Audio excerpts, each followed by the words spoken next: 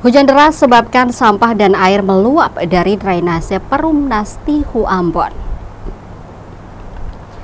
Kota Ambon diguyur hujan sejak kemarin, menyebabkan luapan hingga genangan air di beberapa titik di Kota Ambon. Luapan yang menyebabkan genangan air salah satunya terjadi di Jalan Paus Raya Perumnas RT 001 RW 05 Kelurahan Tihu, Kecamatan Teluk Ambon, Kota Ambon.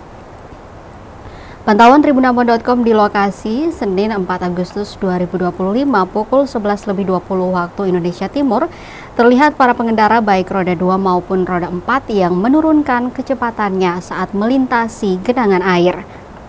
Tampak air yang meluap pun keluar bersamaan dengan sampah.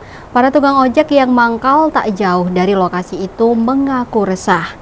Hal itu disampaikan Wale Sipahelut, salah seorang warga dan juga tukang ojek yang mengaku bahwa sampah yang berada di jalan karena dari drainase yang meluap. Ditambah tidak ada pembersihan yang dilakukan dari perangkat desa maupun pemerintah.